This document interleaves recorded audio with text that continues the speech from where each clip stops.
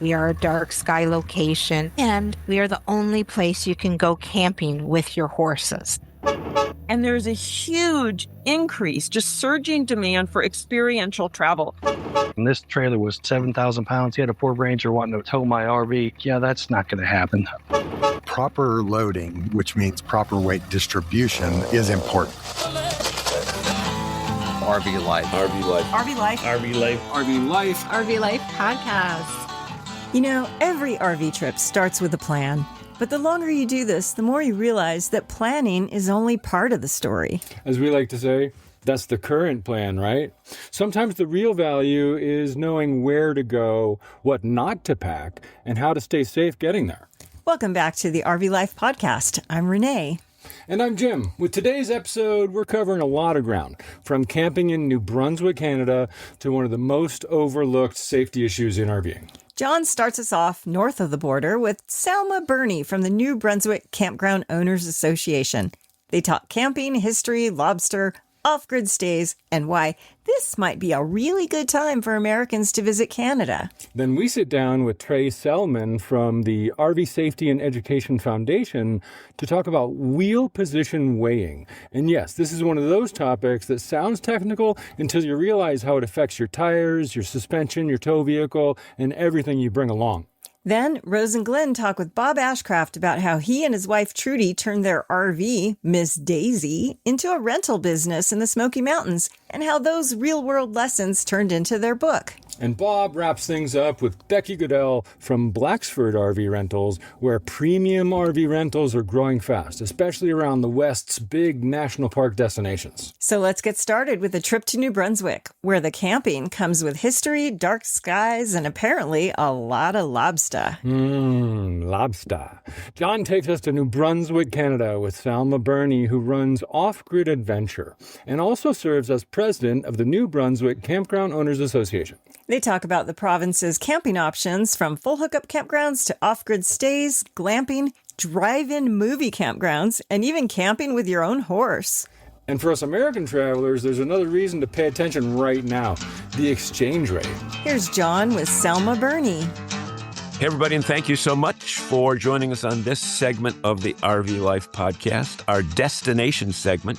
My name is John DePietro, and today we are traveling north of the border. Everybody's heading south, but we're heading north, and we are heading up into Canada to see our friends in the friendly province of New Brunswick. And we want to welcome Salma Burney with us. And Salma, you run a campground up there, and you're involved with the provincial, I shouldn't say the provincial, but the parks in the province that are privately owned, right? Yes, I'm the president of the New Brunswick Campground Owners Association, which is part of the federal one for Canada, which is the RVDA. Okay, which in the United States is the RV Dealers Association. But yeah. Nevertheless, so you know what? We get between French and English, we get a few letters mixed up here and there. But the reality is we all love camping and we all love RVing. And a lot of people, you know, when they think of Canada, they think of Quebec, or if they're on the West Coast, they think of British Columbia, or in July, they think of Calgary with the Stampede. But New Brunswick is really a special place. And for those that aren't familiar with its geography, tell us where New Brunswick is and, you know, distances from major metropolitan areas. Sure. So I'll start with, hopefully everyone knows where the state of Maine is. So from the up in the top right-hand corner. Yeah. That's right. So the state of Maine borders New Brunswick. And an interesting fact is, as soon as you go past the border of Maine, you're now in a new time zone. Because here in Canada, we have the Atlantic time zone, which is New Brunswick, Nova Scotia, and Prince Edward Island. And then we have another time zone for Newfoundland, which is 30 minutes more. 30 minutes? Yep. So in fact, Canada has 2 extra time zones past the state of Maine. Okay. So we leave Maine, we get to New Brunswick. History really abounds. I want to talk about 3 things today: history, food, and where do we stay. So let's we don't really have to get too detailed into history, but I've been there a few times, and like the city of St. John is an amazingly fascinating historical location. It is, and we are actually Canada's only bilingual province, the official. So that means anybody who works for the government has to say hello, bonjour. So so English and French. It is the largest of the 3 maritime provinces, and the maritime provinces are New Brunswick, Nova Scotia, and Prince Edward Island, and is home to the world's longest covered bridge. And I'm also told that it is home to the world's longest lobster roll. Is that true? Yes, there is the Shediac Lobster Festival. We segued into food pretty quickly, didn't we? Yes, we did. Are you hungry? Yeah, I will be by the time we're done this. So is it primarily British history, or is it French history, or is it a combo of both? There's a combo because, well, there's the native Indians, the Mi'kmaq people, the Wolastoqiyik, and I'm sorry if I'm saying that wrong. There's the Acadian French that are on the East Coast, and there is the British. Because New Brunswick is one of those that was part of the Dominion. So they joined the Dominion of Canada in 1867. So that was New Brunswick, Ontario, Quebec, and Nova Scotia that started Canada. Okay. So we've done our history lesson. We're going to go back Yes. to food in just a minute. But as far as cities are concerned, I bring up St. John because many Americans have been there because of cruise ships. It's become a major cruise ship port. In the Right. summertime, at least. And I know that we would always, on the times that we've been there, I think 2 or 3 times, we'd always encounter campers, RVers around there. Talk a little bit about the RV opportunities and camping opportunities there, because, and start with your own park, because you told me before that you have something tell us the unique feature of your park. Well, my park is called Off-Grid Adventure. We're a back-to-nature campground. And what makes us unique is we're totally off the grid. So when you come here, you're not going to be plugging in your camper. You're not going to be plugging in the water line. But you will experience a place where there's lots of quietness, lots of trees. We are a dark sky location, and we are the only place you can go camping with your horses. So if you own horses, you can trailer your horse. You can actually open the horses up into one of our paddocks. We have an indoor and an outdoor arena for the horse and you to enjoy, obstacle trails. So we are unique in that respect. Okay. So you don't have trail rides or anything like that for somebody who likes horses but doesn't have their own horse with them. No, we don't rent our horses. You just imagine you're getting on this 1,500-pound animal. They don't know you and you don't know them, and you're getting on their back. Yeah. And you're like, oh, and if you're scared, a horse can sense a human's heartbeat. Oh, really? And they can sense that you have anxiety, you're nervous, and they're going to be like, okay, we're going to take this person for a ride. And that's not fair. Not fair at all. No. Not fair at all. Other attractions that people, before I go into that, campgrounds, you can get your full hookups, but there are rustic ones as well for people that want to be closer to nature, right? Exactly. We have all sorts. We have things called glamping sites, but those are for people who just want to go and stay in a dome. That's what they call a glamping. But for RVers, there are wonderful campsites. The unique one, we have 2 in New Brunswick that actually have a drive-in theater. So you can park there at the campground, and then on the weekends, they have the movie drive-in movies. Wild.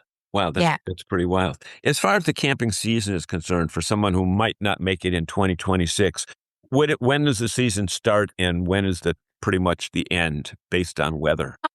Well, a lot of people think it's always May to October, but you can come in April. April is a great time. So the shoulder seasons, April, October, November is great. If you're a hunter, hunting season I believe is in November here.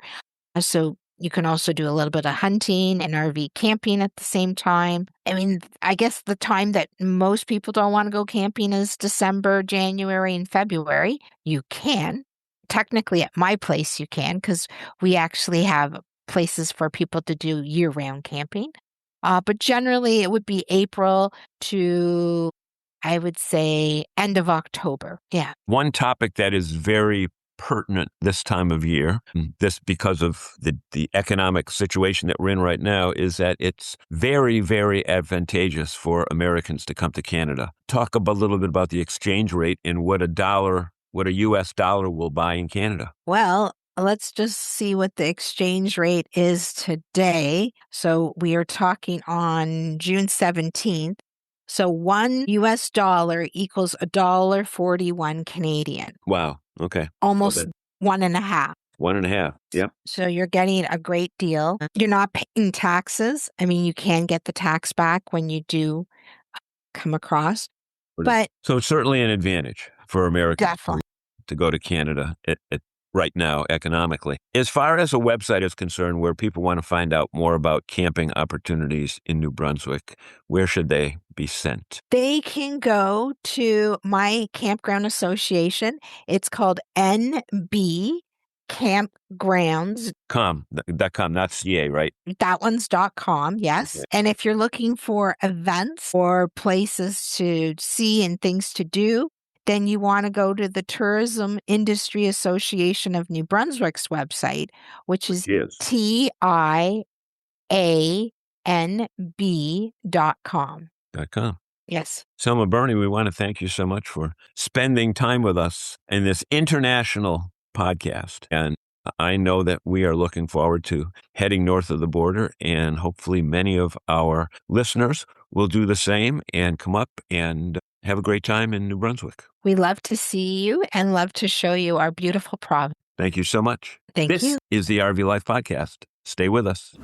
I love how New Brunswick has everything from dark sky off-grid camping to full hookup resorts. And camping with your horse? Now there's a neat niche for you. Yeah, I'm still thinking about the lobster. Fair enough, but pay attention. This next conversation is one every RVer should hear, even if it's not quite as tasty. Right. We're talking with Trey Selman from the RV Safety and Education Foundation about wheel position weighing.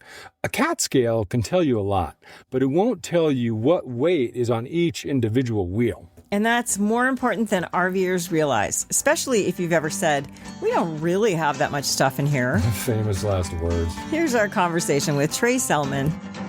Welcome, Trey. It's so nice to have you here. Nice to be here. Thank you very much for your invitation. You're very welcome. I'm excited about this too. We've been to CAT scales in the past in our previous fifth wheels. We've also had specific wheel weighing done, which we're going to talk about. But let's start with the basics here.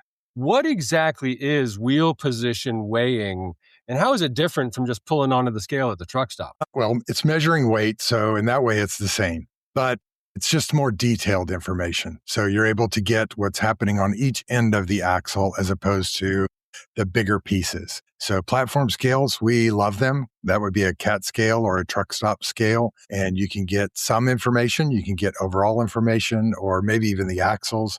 But RVs are unique vehicles. And so we like to see these individual weights, which you can get each axle end. So we'll get into those details about how that RVs are special. But for any listeners who might not have been to like a Smart Way from Escapees or other place where this is done, you're putting a scale under each wheel. So you're not only measuring the weight of the axles individually, but also, like you said, each end of the axle, right? That's correct. You know, so you have this total weight that you get from a CAT scale. Let's say that, you know, you're a new RVer and that's the best you could do at the time because that's all you know about. So, which is what we did. That's how we started. But why is that weight, that number that you get, why is that not really enough to determine whether or not your RV is safe or overweight? Well, it's good. I mean, there's nothing wrong with it at all. I mean, it's good to get an overall weight. It's very easy to get.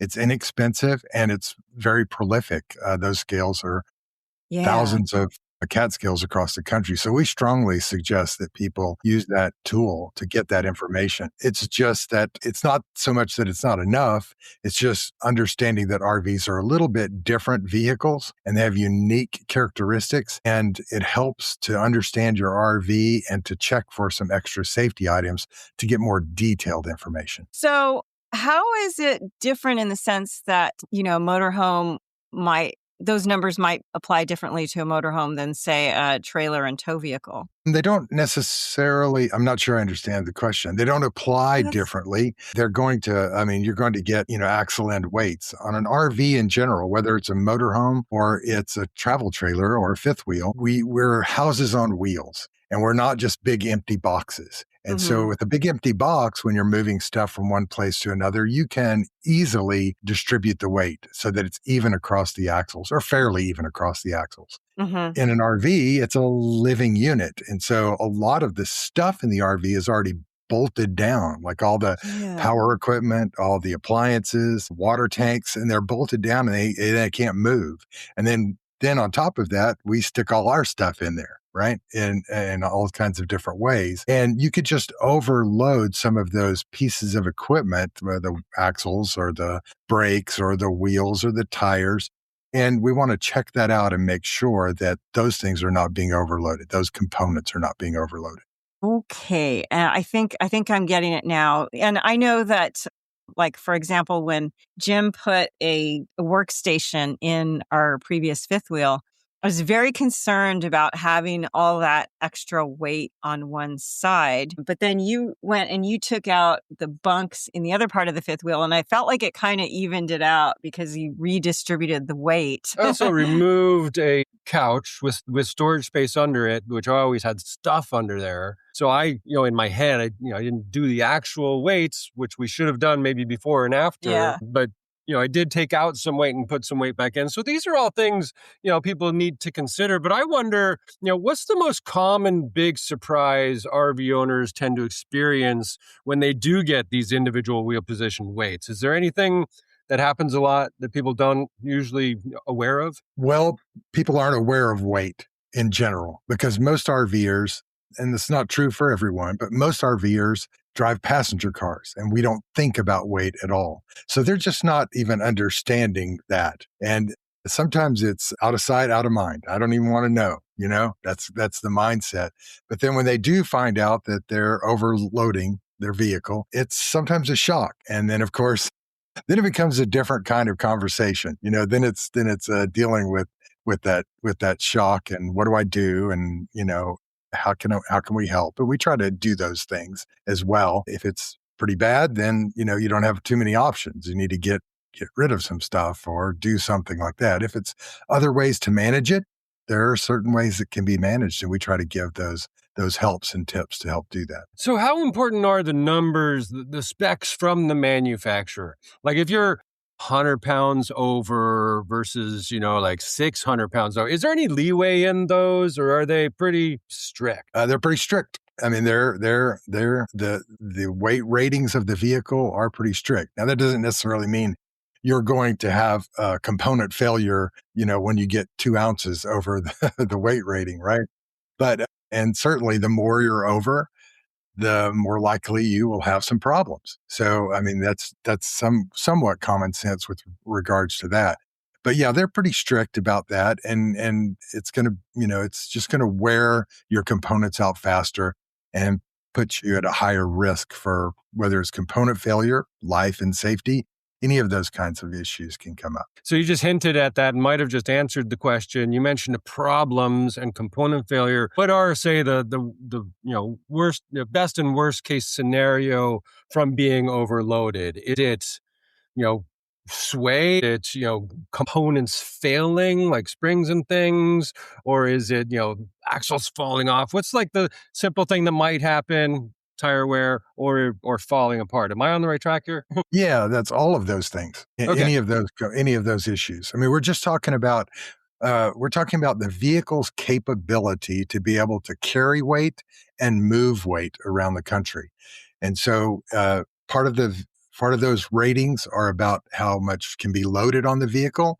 And so those weight-bearing components, when they're overloaded, then they're at risk at failing sooner. And if it's has to do with the ability for the vehicle to move, like in towing. So we're talking about the engine, the transmission, drivetrain, those components we're talking about stressing them so that they're overheating. And so that's another type of failure that can happen with excessive weight. Well, I'll tell you, Trey, we've had our share of failure when it comes to being overloaded. And in our early days, all it took was 2 tire blowouts on the same side it was about within a year of each other, when I realized we need to get weighed. We need to do like a real weighing, which is what RVSEF does. But when we did find out we were a little bit overweight. Mm-hmm. We were pushing our limits. And it was interesting that being overweight, though, resulted in the blowouts on the same side. And I can't recall, it was so long ago, but I can't recall if we were overweight on that side or not. Do you Not remember? sure. Not sure. But it taught us, A, get a TPMS, and B, let's go get weighed. Yeah, right. It's good knowledge to have. I mean, like I said earlier, we strongly suggest getting a cat scale weight or a platform scale weight at a truck stop because they're just so easy to get and they're inexpensive to do. Very simple. And it gives you an idea. It gives you that overall weight and you can see what's going on. And then when you get a chance, then hook up with us. You can see on our website where our teams are across the country and get that more detailed information that can help you maybe deal and make some adjustments, whatever those adjustments might be. Different ways. And you talk about adjustments that you can identify from measuring like side to side and each individual wheel. As RVers, we don't have much control over where those holding tanks are in our rigs. And, at 8 pounds a gallon, those can carry a lot of weight and often people don't even think about it. I presume it's important to at least know where those things are so you know how to load. But considering that, what are some common loading mistakes you see that create dangerous weight imbalances? Is it front to back? Is it side to side? Can putting too much weight in back take weight off the tongue versus vice versa? When it comes to towing, it's important to make sure that the most important thing that is to make sure that you have on travel trailers, fifth wheels, not as much an issue, but on travel trailers that you're loaded to where you have at least a 10% tongue weight. That means where 10% of the weight of the trailer is loaded onto that tow vehicle.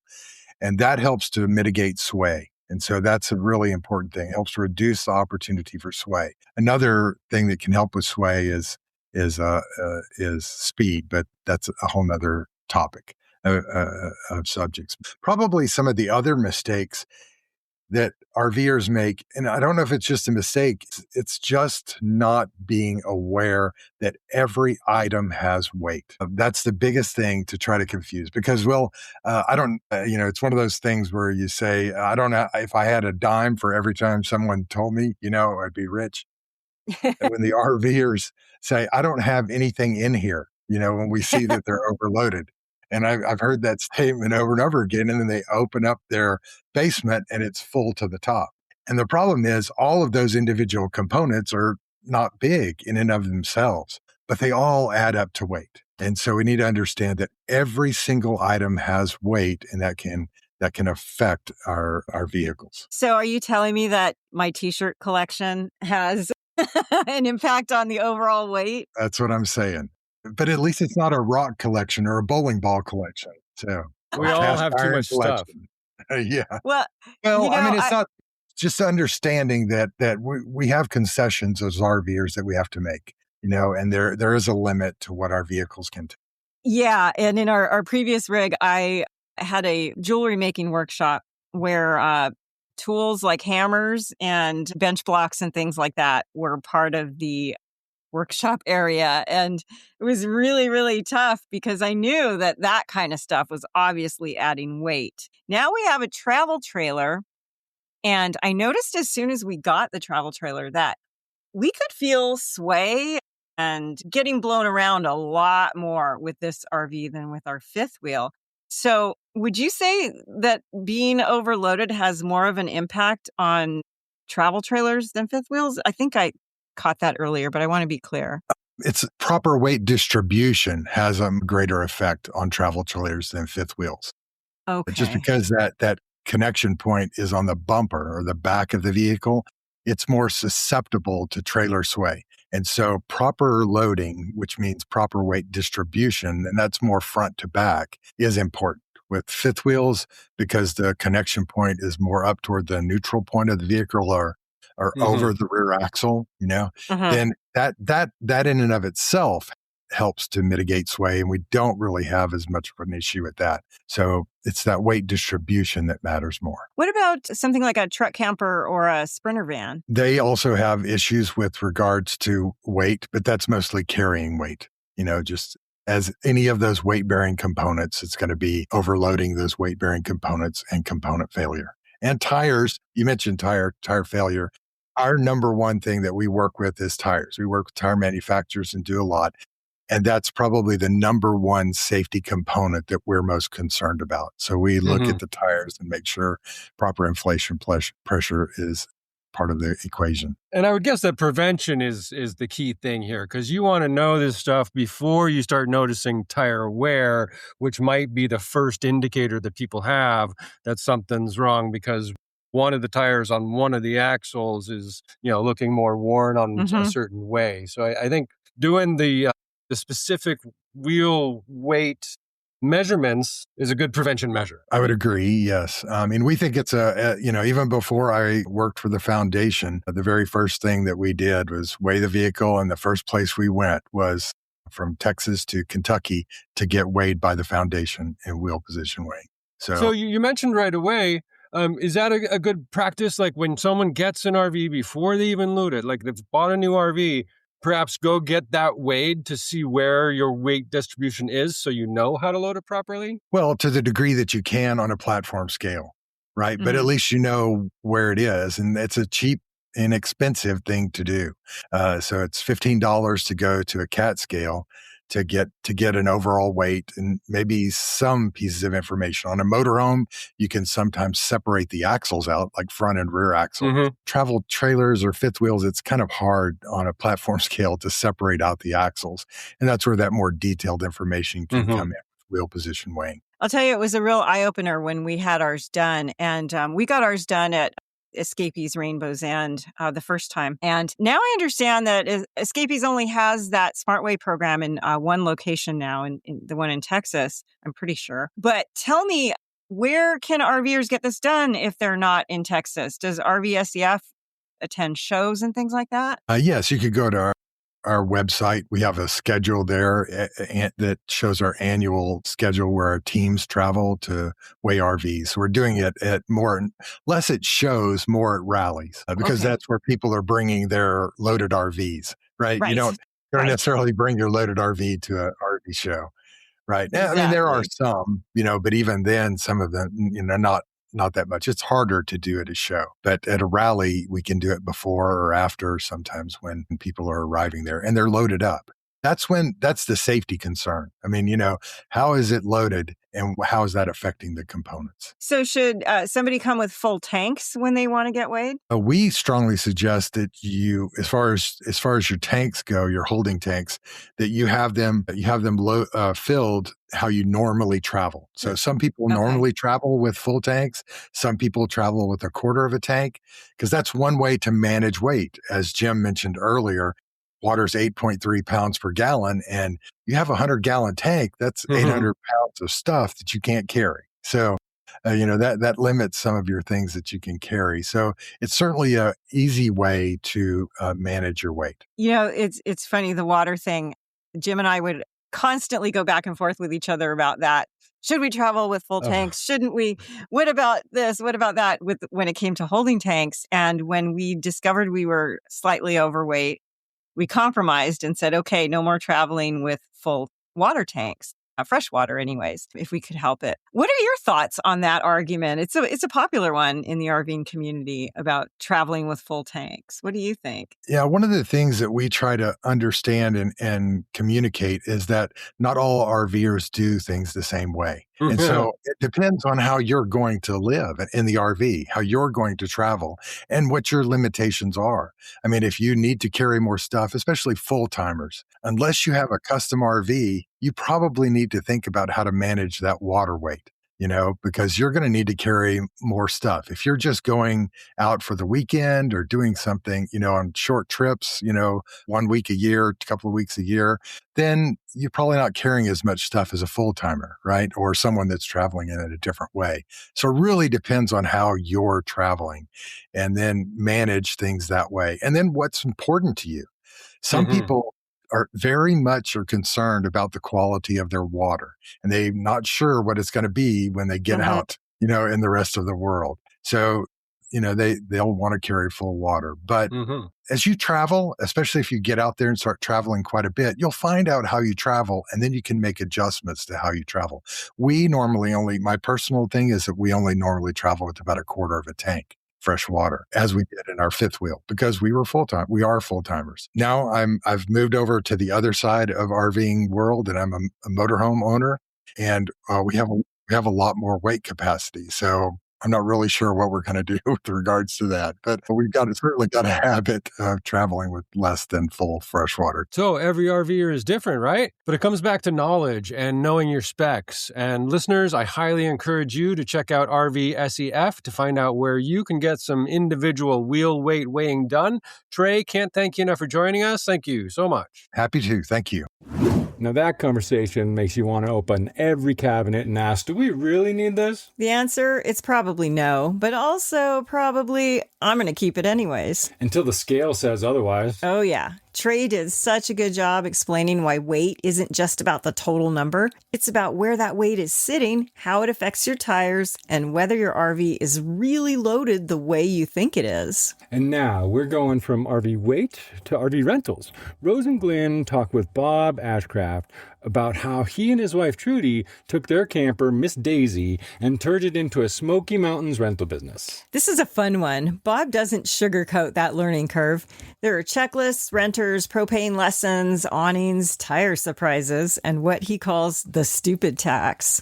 Every RVer has paid a little of that. We sure have. Here are Rose and Glenn with Bob Ashcraft. Hi, Bob. Welcome to the RV Entrepreneur segment. Thank you so much for coming on today. Well, thank you for having me. Appreciate it. Yeah, we are looking forward to this conversation with you because we're going to chat about how you and your wife, Trudy, took your first camper, I believe you call it Miss Daisy, and you turned it into a successful RV rental business in the Smoky Mountains of Tennessee. And then also how you used your real world experience to write a book on making RV camping less stressful, something I know we could all use. So we're super excited to dive in, especially about how you built these multiple income streams. So looking forward to it. Well, I appreciate it. Yeah, we started Miss Daisy back in 2017, and we kind of got into it by accident, to be quite honest with you. We loved camping. We used to camp in a tent, and it gave me an opportunity to get back into camping. I used to camp with my grandparents. So we bought Miss Daisy. Long story short, we started camping again. And I started watching some guy on the YouTube, I think he was talking about renting his RV. And I thought, well, that's kind of intriguing. That's kind of different. How do you do that? And one thing led to another, and I did some research, and I got online and ended up contacting one of those RV rental sites online. And, one thing led to another, and all of a sudden we found out that we were renting our camper out. And basically my goal was always to have a part-time income, ready to retire in, 5 or 10 years at that point. And I was hoping to make some part-time money. That's a great way to dive into it. But when I listen to this, it is scary for me to think about renting out my RV to someone else to drive somewhere. So that leads me to this question is, why did you choose the setup vacation rental model instead of peer-to-peer RV rentals? Well, honestly, at that point, we didn't know any different. Just to be real honest with you, we started renting it out. It was a travel trailer. It's kind of funny. The first guy one of the very first people that came had a little Ford Ranger, and this trailer was 7,000 pounds. He had a Ford Ranger wanting to tow my RV, and we're like, yeah, that's not going to happen. He had a bumper ball and no 7-pin adapter or anything. So you learn kind of quick. But to get back to your question, we just didn't really know any different. I was just trying to make a little bit of side income, and I thought this is kind of neat. And that's how we ended up starting that way. We eventually ended up selling those and moving into what we have now in Outdoor Resorts of Gatlinburg. We have 3 units up there, and they're permanently stationed. Life is a lot different up there. I have a cleaner that cleans them. I have a maintenance man that helps me run them. I don't have to go there. I'm about 90 miles from Gatlinburg where I live, and it's a lot different, but it provides its own challenges, believe it or not. So we've learned a lot both ways. I've learned a ton renting out, people picking them up, me delivering them, and then also I learned a ton up there with them in Gatlinburg. One quick example, what I've learned last summer, we had someone in Gatlinburg. She calls me up. She'd opened the door and smelled the rotten egg smell. And you all know what that is, propane, right? And apparently they had left the stove, one of the eyes on, and it filled, and they went to Gatlinburg for the day, and it filled the camper with propane. So first thing I told them, of course, was do not enter the camper whatsoever. Called my maintenance guy right away, and we figured out real quickly it was just the stove eye, and luckily nothing bad happened. So you learn both ways. I learned the challenges of people picking them up and me delivering to people, and I also learned that there's new challenges when they're stationary, the peer-to-peer. Would you say that those new challenges are easier to manage than dropping them off? For sure. That's what I thought. Yeah, for sure. Like I said, I've got 3 units up there now. I've got 2 park models, and I've got a fifth wheel up there. And yeah, there's challenges, but I have my weekends back, and I won't lie to you. I'm kind of little, I'm a little, a little selfish, you might say, that we have our weekends back where I'm not delivering campers and picking up campers anymore or trying to teach people, which I didn't mind. I do a lot of training at work, so I'm very good at teaching people and training people. But it's nice to have our weekends back and we can go camping ourselves. So what surprised you most about running RV vacation rentals? I guess what I thought people might know, which they didn't. And I don't know why I would have thought they would know that, because I didn't know anything when I first bought my RV. But I'm sure we all have a huge learning curve we went through, right? So I guess I just expected people would know what they're doing. And obviously I learned pretty quickly that they didn't. Or for the most part, they didn't. Some people were very good. But a lot of people wonder, like my example again with the guy that comes with the pickup truck, with a Ford Ranger pickup truck, wanting to pull a 7,000-pound RV, So they did know what I thought they might know, I guess. So how did you overcome that? Did you have to teach them a lot, or what did you do? Well, like I said, I'm a trainer at work. I've been in training in the nuclear power field for 35, 40 years. So I've gotten very decent at training, at least very good in my opinion. And I've developed checklists. And what I ended up doing was using these checklists, and I would hand new guests a checklist, especially when they were picking them up for me or I was delivering them. And I would say, here's your checklist. Here's how you set up an RV step by step. Here's how you break one back down when you want to leave, etc. And at that point, it was kind of funny. I don't know how many people would ask me, or tell me, man, these things are fantastic. Why don't you write a book? And I'm like, yeah, okay, sure, but we'll get to that later. But I guess to answer your question, I would use checklists a lot. Excel is awesome. And I could print those out and hand them to people, and they loved it.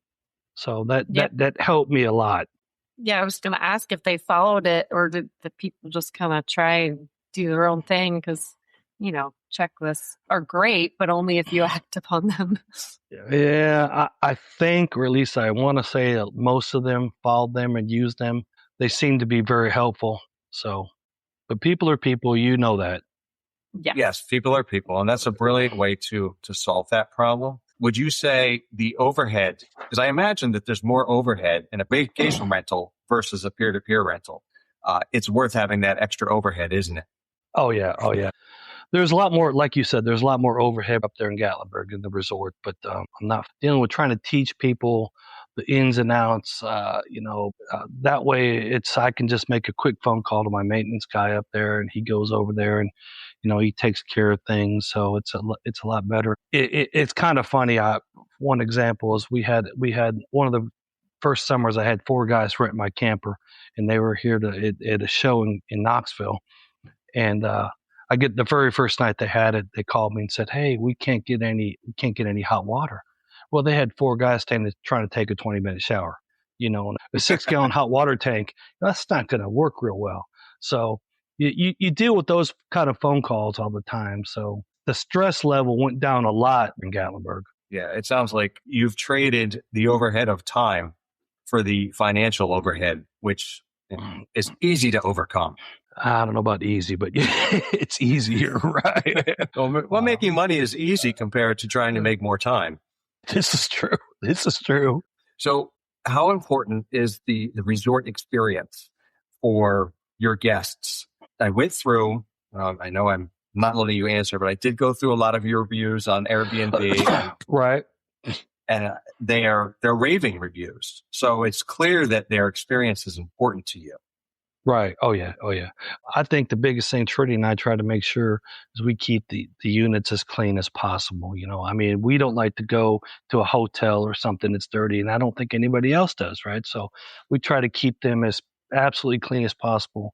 Our cleaner up there does a fantastic job, and of course we go up there and check things, and we go up there and make changes ourselves. But so that's one of the biggest things I think is we try to make sure that it stays nice and clean. All 3 units do. We're right there in the Smoky Mountains, which is huge, right? So, and the resort itself has 2 big pools, or 1 huge pool, and then one what they call adult pool. They've got putt course there that's no charge for that. They have tennis courts. So it's a little older resort, but it's still kept well, maintained very well, and people love it there. They seem to love it a lot. You can't imagine the bear activity here, although maybe you can. You've camped a lot, but we've got videos of bears behind one of our campers all the time, because one of our campers backs right up to the mountain. So we're literally across from the national park, right there on 321. So we get bears in there. Last Memorial Day, it's funny. They had what they call Big Boy, and he is a big bear. He decided he was going to join the golf cart parade. They have a golf cart parade every Memorial Day, and Big Boy decided he wanted to be part of it. You can't make this stuff up. So to get back to your question, the resort I think is very huge, but we try to maintain our units as clean and comfortable. We try to make them as relaxing, so the people literally, they get out, they go, they open the door and they go in. One thing I like to say is there's no arguments, there's no fighting over a 45-minute trying to back a camper into the campsite. No fights over the back in the camper, because the camper's already there, it's set up, ready to go. There's no worry about any of that. This is a turnkey solution. Exactly. From what I hear, the guest would love to just come out there and relax. What do the guests really want from this RV vacation experience? Again, I think they want the ability to show up and open the door and go in. It's like a hotel, but it's not a hotel. Though you've got a little house. It's not a cabin. So there in Gatlinburg, there's thousands of cabins. But of course their expense is a lot higher. So to get a 3, 4, 5-bedroom cabin there, we don't charge that kind of level. So they still get the full amenities of an RV, which you guys are very familiar with. We provide everything for them. So I think it gives them the ability just to walk in and open the door and relax. Yep, a more affordable experience too. Sure. Right. Bob, I could talk about the business model of this all day long, because I have 1,000 questions. But I think it's also very important if we sort of segue into your time writing a book and then working on another one. You wrote a book called Make Your RV Camping Trip Memorable, Not Miserable, which focuses on the real world lessons Right. and like the mistakes, right, we all make, and then also how to make it simpler and less stressful. So why did you start publishing this? Well, again, it kind of goes back to I'd always have these guests say, "Hey, why don't you write a book? Your checklists are great. I'm like, yeah, okay, right. But Trudy and I got to thinking, we do really have a lot of stories, and we had jotted down a lot of the stories and a lot of the things that happened, and we started thinking, well, maybe I really can write a book. I write procedures at work. I'm very good at writing procedures, very good at writing at work. So I'm very used to writing. It didn't bother me whatsoever. So I started just tinkering with it, back in COVID, or maybe even a little bit before COVID. And I would jot down these notes, and I would make all these notes and start. And so I incorporated all the stories and all the things that had happened to us and some of our guests. And then I incorporated my checklist, and I made a book. The book is more for introductory people or someone new to RVing, but I think anybody will get a good kick out of it. You'll get a laugh at some of the mistakes that I've made, guests have made. Well, speaking of all these mistakes, I want to very briefly jump back to the business that you have with the rentals and mistakes lessons or mistakes that you have made, and what did you learn from those? Give me like one or two little mistakes, and then how you changed. Well, my first Miss Daisy, I was talking to you guys earlier. I had a guest who was going to take it from Knoxville to Austin, Texas. And I actually decided I better check the tires, because I've never really crawled on the ground and looked at the tires. And I got sick to my stomach when I looked at the inside of the tires, and they were bald. I had steel belts showing. And I was getting ready to let them take that to Austin, Texas. Come to find out, my axle was bent, and I had never really checked those tires. I had a rental business, and just a more stupid tax on my part. I didn't pay attention. You talked about my second book. I have a whole chapter in my second book, which I call the COVID chapter, the COVID camper. We bought a camper right after COVID, and they told me it was built during COVID. And one of the times I took it, to fifth or sixth time I'd taken it back to a dealer, I was upset.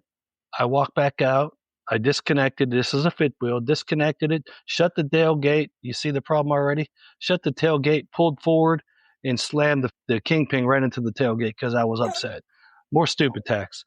So I've and that stories, and I've got a whole chapter in the second book about the COVID camper, and you just can't even imagine all the stuff. Maybe you can. You guys talk to RV people all the time, but it was new to me. We had the last trip with that COVID camper, $20,000 in repairs, and yes, $20,000 in repairs. I looked at Trudy and said, I don't care what this costs us.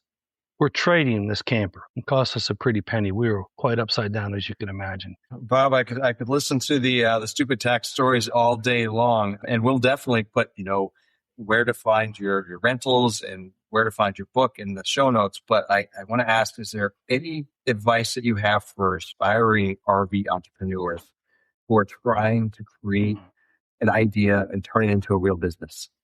Don't be afraid to start. Like I said, we didn't mean to start this. We really didn't.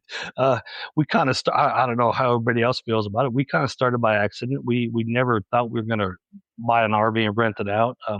So to get back to your question, don't be afraid to start. We've enjoyed it. We've had a lot of laughs. We've made a lot of mistakes, but we've had a lot of laughs. We've had a lot of fun with friends, family. So get out there, try something. Don't be afraid to. It's great advice. Yes. And we hear that a lot. We do. And, you make the mistakes, but you learn and you move on. You just have to do that quickly and keep moving forward. So what is the best way for the listeners to find you? We've actually started a YouTube channel at Miss Daisy's RV Life, and MissDaisysTennesseeRentals.com. There you can find our 3 units on there. We rent through Airbnb and VRBO. And of course, I have a link to my books on there, or my book right there, on there as well. So that's probably the best ways to find us right now. The YouTube channel is new. We're kind of excited about it. It's like, yeah, we'll see how this goes. We've had fun with it, so we'll see how it goes. It's new to us, so. Somebody that I was listening to today told me just start. Well, that's kind of a good friend of mine down here in Tennessee. He basically says that he said the same thing. He said, your stories, people will like it. So I thought, well, we'll try it because we camp about every other weekend with our friends. I'm still working a full-time job, so hopefully for about another year. So I work a full-time job, but we're trying to make this every other weekend camping at least. So I'd love to be able to do what you guys did and go travel around the country for a couple of years, and that's my goal. Maybe in a year or two, I can do some of that. I hope you do. Thank you so much, Bob, for joining us today and kind of giving us some more insight into what you've been doing. It's been fantastic. Thank you so much for coming on today. Yes, thank you, Bob. Thank you so much for having me. I appreciate it. It's quite an honor. I really appreciate Bob's honesty. It's easy to talk about success after the fact, but the mistakes are where the real lessons are learned. And that stupid tax is painfully accurate. We've all had that moment where one small overnight turns into one very expensive lesson. And that's also why his rental model is interesting.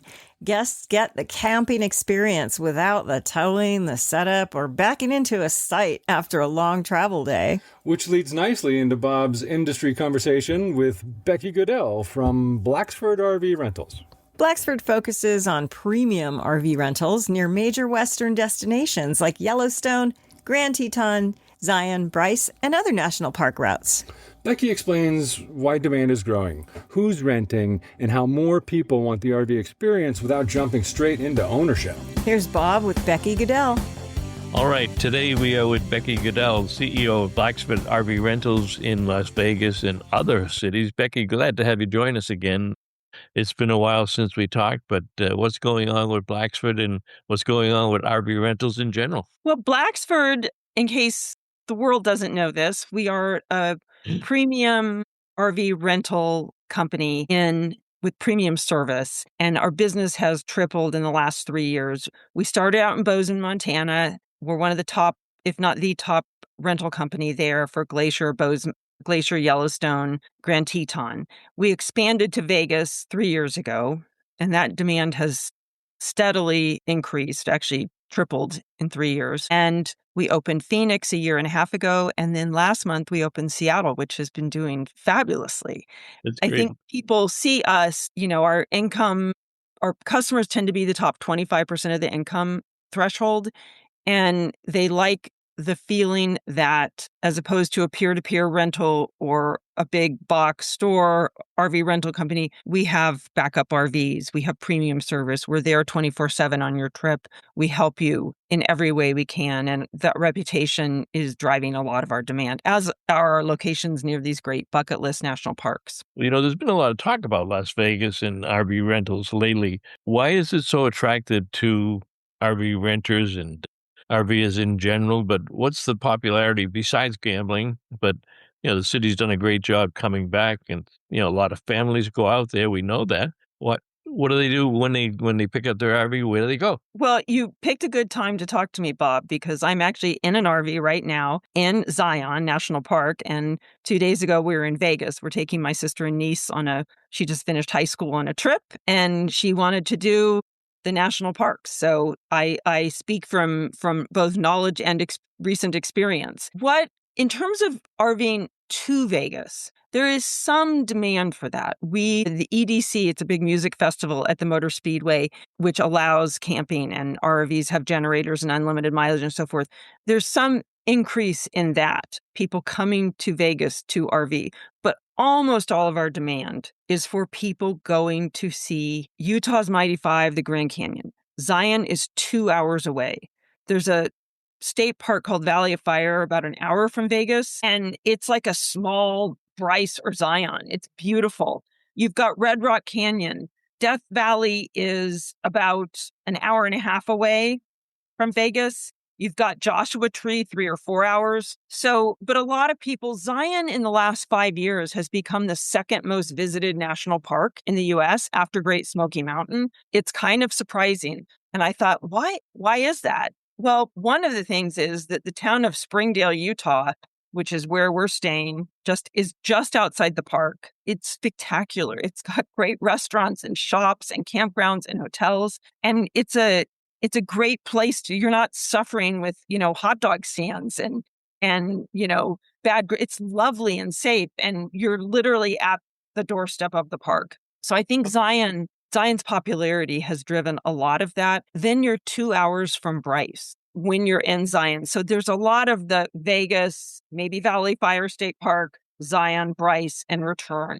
There's an increase in number of days as well in our RV rentals. We're averaging 7 nights for rentals from Vegas. It can go down if it's, weekends and things like that, but that's generally what our RV rental length is. But so Vegas is back in terms of popularity.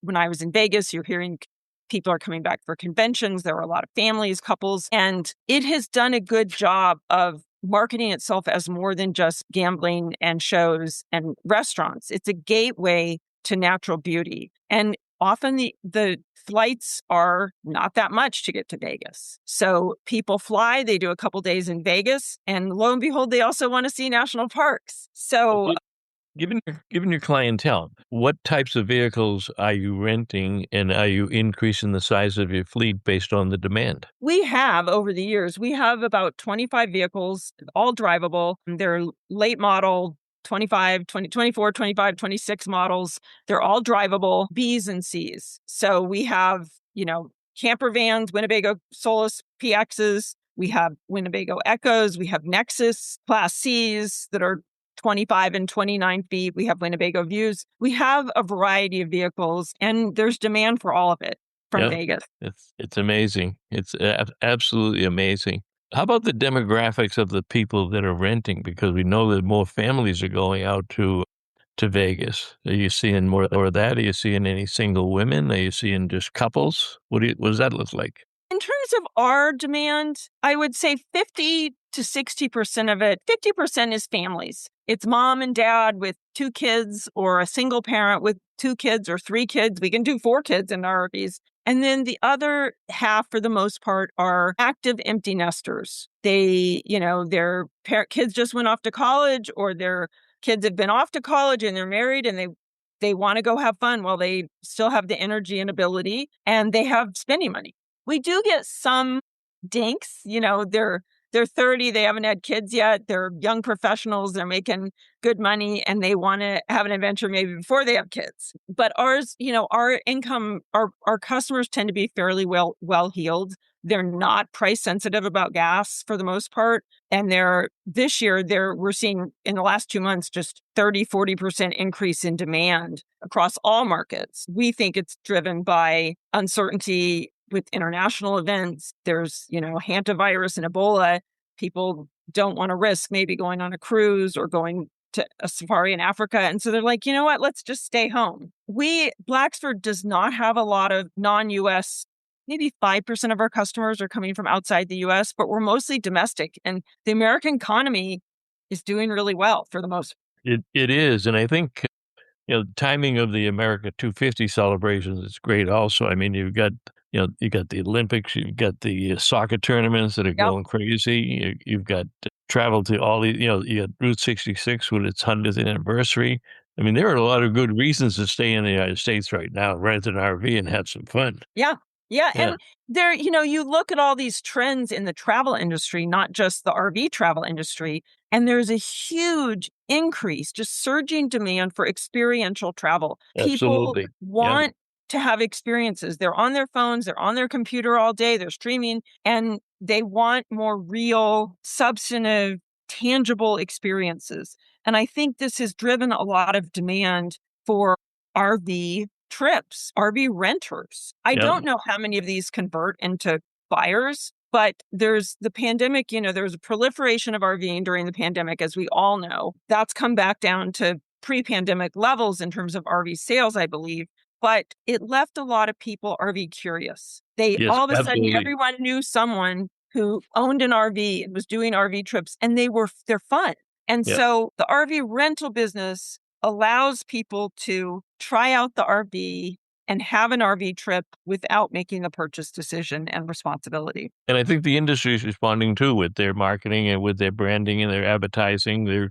They've done a great job of bringing a lot of new people into it and a lot of younger people. No question about the younger people also. Yeah. All right. Our guest today has been Becky Goodell, CEO of Blacksford RV Rentals, and I hope we see you expanding elsewhere in the country, Becky. And I'm going to check back in with you maybe within the next year and see how well you're doing. But any immediate expansion plans? We have a couple new markets on the horizon. I don't want to say. There's a little internal debate. We're going to stay mostly in the West. So It could be Denver, it could be Salt Lake, it could be the Bay Area, it could be Southern California. Stand by and you'll see. All right. Becky, thank you very much. Always Thank a you, pleasure Bob. to get caught up with you. What a great trip we took today. We started in New Brunswick, went deep into RV weight safety, heard how one camper became a Smoky Mountains rental business, and finished with a growing demand for premium RV rentals out west. So the common thread I heard here is that RVing works best when you understand what kind of experience you're really looking for. Maybe that's off-grid camping in Canada, or maybe it's a fully set up rental in the Smokies. It could be a premium rig near a national park.